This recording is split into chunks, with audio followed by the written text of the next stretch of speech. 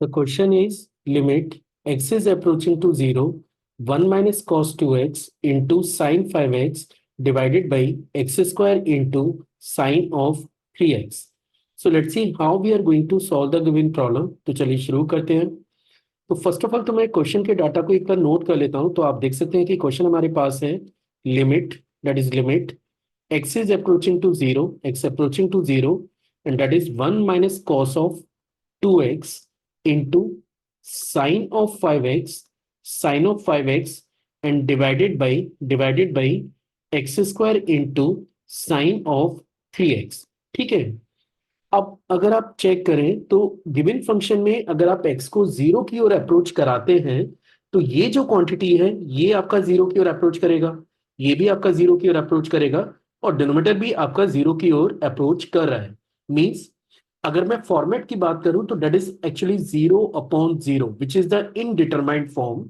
और given function की limit calculate करने के लिए मेरे पास दो ऑप्शन है, या तो मैं लॉपिटल की तरफ मूव करूं, लेकिन मैं अभी इस क्वेश्चन में कोशिश कर रहा हूं कि विदाउट लॉपिटल अगर मुझे फंक्शन की लिमिट निकालनी है तो मैं क्या प्रोसेस यहाँ पे यूज करूंगा।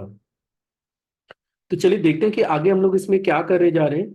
सबसे पहले तो हम लोग इसे लिख सकते हैं लिमिट एक्स टेंडिंग टू 0, और ये जो cos 2x आपको नजर आ रहा है आप इसे स्प्लिट करिए 1 माइनस के 2 times of sine square x से।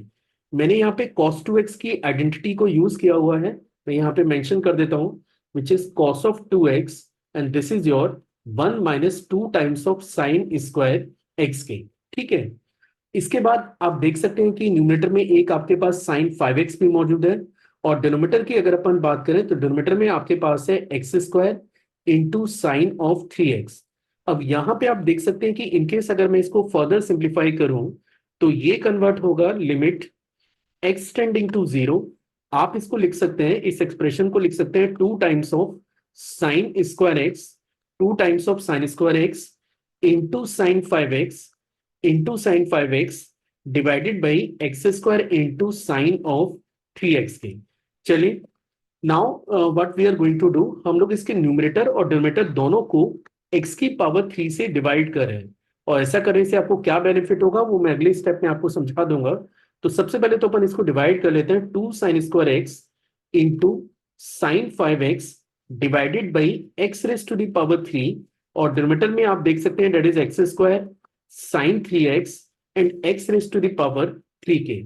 अब यहां पे आप चेक कर सकते हैं कि नाउ दिस विल बिकम 2, इसको आप लिख पाएंगे sine x over x total raise to the power 2, और यहां पे एक आपके पास है साइन 5x ओवर एक्स, आप इसको ऐसा लिख सकते हैं, और डिनोमिनेटर में आप देख सकते हैं कि एक्स स्क्वायर से एक्स स्क्वायर आपका कैंसिल हो जाएगा और आप इसे लिख पाएंगे sign 3x divided by x के। ठीक है। अब आपको एक कॉन्सेप्ट यहाँ पे और रिक्वायर्ड है which is limit x tending to 0 sine x over x.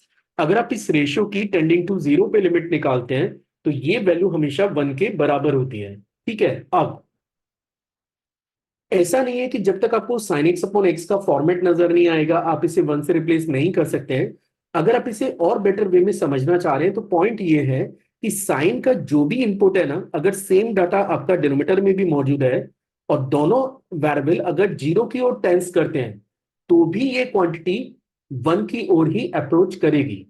अब यहां तो मैं इसको 1 से रिप्लेस कर दूंगा, लेकिन आप ये टर्म और ये टर्म को अगर आप चेक करें तो साइन का इनपुट यहाँ पे 5x है, लेकिन डिनोमिनेटर में आपको केवल x नजर आ रहा है। तो हम लोग क्या करेंगे, मैं इसको 5 से मल्टीप्लाई और 5 से डिवाइड कर लेता हूं, और इसका पर्पस केवल वही है कि जो साइन का इनपुट है एग्जैक्टली सेम डाटा मुझे डिनोमिनेटर में भी रिक्वायर्ड है, तभी मैं इस रेशियो को टेंडिंग टू 0 पे 1 से रिप्लेस कर पाऊंगा। और सेम कॉन्सेप्ट हम लोग यहां भी अप्लाई करने जा रहे हैं। तो मैंने यहाँ पे 3 का मल्टीप्लाई 3 से डिवाइड कर दिया है, और गिवन एक्सप्रेशन में अब अगर आप x को 0 की ओर अप्रोच कराते हैं तो ये क्वांटिटी 1 की ओर अप्रोच करेगी, ये क्वांटिटी 1 की ओर अप्रोच करेगी, 5 को आप अलग रखिए, और ये क्वांटिटी भी आपकी 1 की ओर अप्रोच करने जा रही है। तो finally you are getting 2 into 1 का square into 1 into 5 divided by 2 into 1। आप 2 से 2 कैंसिल कर सकते हैं, sorry that is actually 3, so this is a 3, क्योंकि ये डाटा आपका 3 था तो मैं उसे गलती से 2 लिख दिया था।